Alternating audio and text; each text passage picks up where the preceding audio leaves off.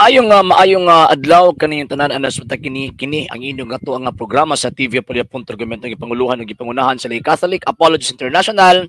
Si RJ Seno uban ko ninyo sa kadali lang nga panahon aron na panagisgot sa mga butang nga may kalambigitan sa atong pagtuong Katolika. So naat kitay tagaan og reaksyon na pud karon nga makita nato nga kini nga klase nga pastuya is kon gini siya tawag ini nga kanang sana ba kaning dramador ba kumbaga para tawag ka ng with feelings ang tawag ining pagsangyo which is inon ilaha man na or iyaha man na pero tagaran na to reaksyon ang iyahang gitawag og mga punto tungod kina siya mga butang nga iyang gisulti mahitungod sa kini kanong pagwali daw kuno sa gitawag og mga babae nga daw nga tuwa silang pugnan pero actually wala mo to sila pugni kung gipugnan pag yun na sila yun tawag ining atuan na ng gipang bato na sila samtang magwaliwali na sa kalsada ug tawagan ng magtudlo-tudlo sa kalsada and at the same time wa man pagtulunan nga tawag ining dili pwede makawali ang gitawag og babay hinunuan ang mga katikista kadaghan natong mga katikista di ba sagad sa mga katikista sa mga eskwelahan sa mga gagmayng Kristohan ng katilingban mga babae mo na gitawag og mutudlo sila ang mutudlo sila ang tawag anang mo inform sa gitawag og mga tao mahitungod or katabang sa gitawag og mga lalaki nga mo inform mo matuto sa mga tao nga naa sulod sa simbahan nga gitukod ni Kristo pero ang problema wala sa Biblia nga ang babae pwedeng himuong pastura wala na sa Biblia. So kanang gingon ni San Pablo nga pahiluma sila refer na didto sa gitawag og pagkapastor og pagkapastora sa sulod sa gitawag iglesia. Nga naman tungod sa hinungdan gipili sa Ginoo ang mga lalaki nga mo'y mulid sa pagsimba ngadto sa gitawag og sa Dios. Wala man talag ingon nga degraded ang babae kung dili hinuon pinaagi sa gitawag og mahal na birhen ug sa umampang mga babaeng mga balaan kaniadto naghatag nagpahimugat nga ang babae na ay role sulod sa gitawag og pagtuo pero dili pwede mamahimong pastor og pastora. Sama ni ining ato ang gitawag og paminawon karon. Sige ato dunin paminawon daw be. Sa mga babae nga mosangyaw sa pulong sa Ginoo.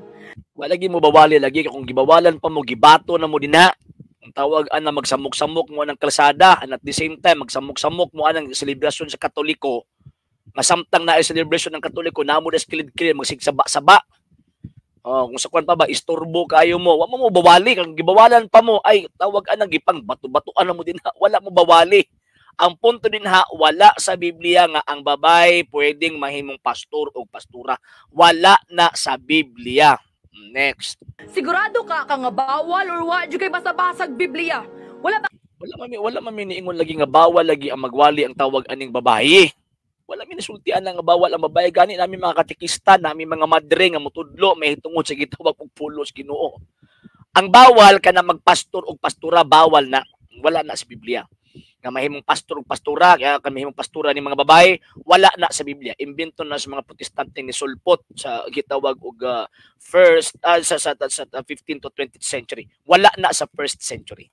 Nakakabalo nga si Maria Magdalena ang unang babae nga niwali sa paggabanaw ni Jesus. Sa dito si Maria Magdalena, sa dito siya, tawag ining pastura? Pareha sa inyong ginahimo karon. Nagdamgo mo. Ito pastura. Walay pastura nga babae, wala. Wala yung pastor nga babae, wala na sa Biblia. Mabasa nimo na sa Mark 16.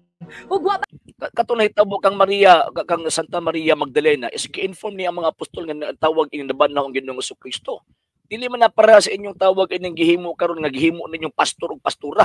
Nya pagka man hiling-hiling pa kun kuan pa dito wala na sa Biblia. baka kabalo nga daghan kay mga Samarianon nga naluwas tungod sa Samaritan nga babae nga niwali may tungod ni Jesus.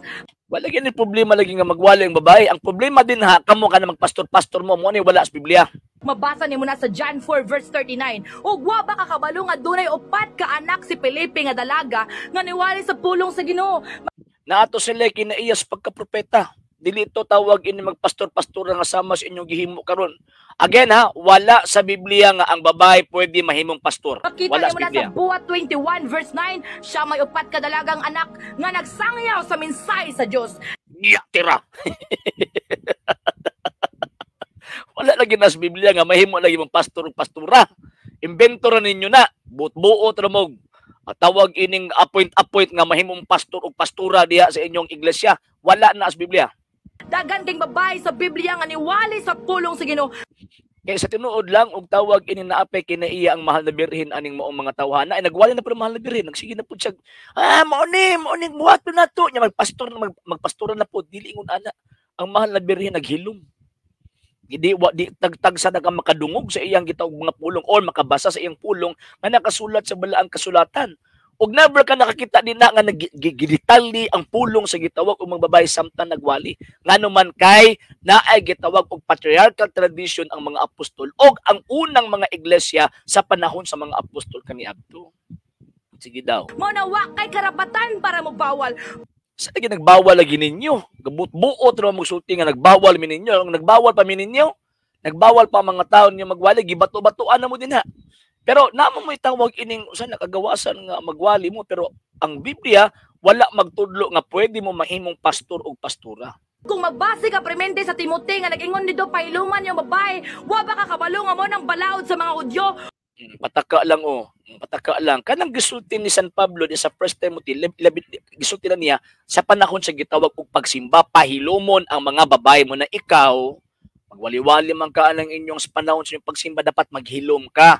Ano man kay kanang maong gitawag og gisulti ni San Pablo dili na balaod sa Hudyo, kung dili sugo na ni Kristo. Si San Pablo mismo ang misulti ana. Di ba? O unsa man tong gisulti ni San Pablo? Niya ha? Madam, paminaw. Okay niya ha?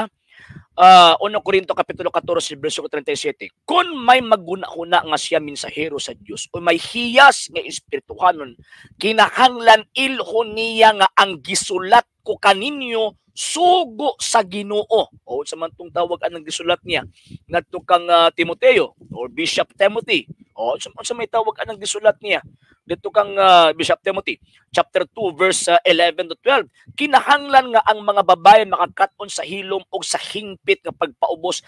Dili ako motugot nga ang mga babae magtudlo og magmando sa mga lalaki.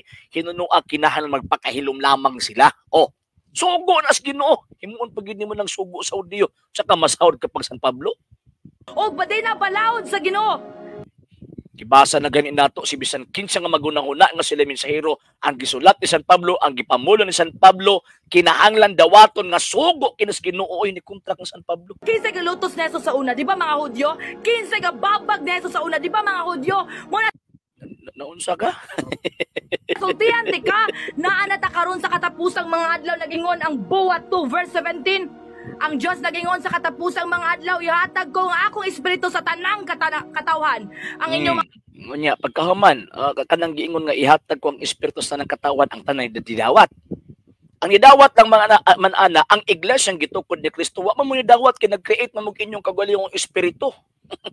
Imbis mo dawat mo sa Espiritu Santo, ang inyo ang gihimo ni dawat mo sa Espiritu Tunto. anak nga lalaki o babae magsugilon sa akong mensahe.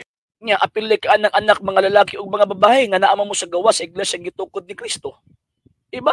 Mamahimo tang anak nga lalaki o babae kung number 1 dawaton nato si Kristo sa pamaagi nga sa gisulti sa balang kasulatan, una sa bautismo, ikaduha sa gitawag konfirmasyon, ikatulo dawaton nato si Kristo diha sa iyang gitawag og buhi nga lawas sa pamaagi ang gidawat sa sakramento sa gitawag Eucharistia, diha ta mamahimong anak sa Dios. Pero kamo mo dawat anak naghimo mo inyo. Dili Espiritu Santo ang naa sa inyo kundi Espiritu Tunto. Klaro kay Biblia higala mo na ikaw wa kay karapatan para mo bawal sa mga babae nga mawali sa Di lagi bawal lagi magwali ng mga babae. Basta pag abot sa simbahan maghilom. Di lagi na bawal magwali ang babae basta dili magpastor-pastor kay bawal na sa Biblia nga ang babae mo ay magpastor or magmando sa gitawag og mga lalaki. Sumala pa ni San Pablo si bisan kinsa nagunahon na nga siya mensahero.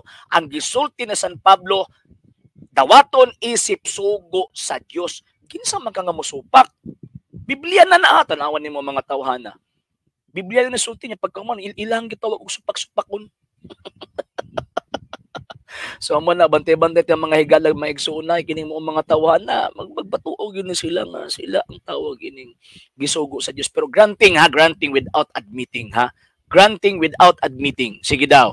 Tugutan nato nga na mga pastor-pastor kani adto nga gitawag og mga babae. Unya, namin connection dito sa mga apostol. Sige daw be. Ang buto naman mo karong panahon na. Human lang mo nakabase, inundayin mo nga, tawag ang gisugo mis Ginoo, ay damgo na ninyo. Inyo ra ng ilusyon.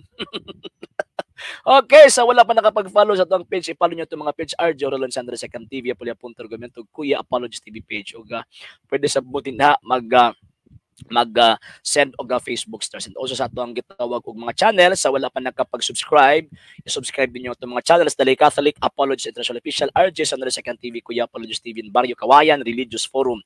And pwede sa mo mag-send din na og super stickers, super chats, and super thanks. And ayun, sa mga katuloy kung gustong tabang, ini mong programa, pwede nyo ipadala yung tabang, pinag mga account numbers, kana ko sa mga screens, kana nagadagan information, o pwede sa ninyo i-message sa atong pong page kung bayar remittance yung pagpadala. Daghan kayong salamat. Munang careful taniining moong gitawag og mga tawhan.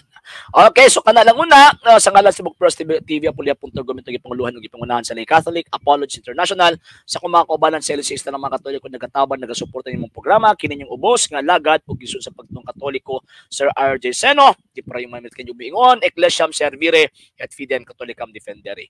Maayong nga lang tanan, Ave Maria, Viva Cristo Rey.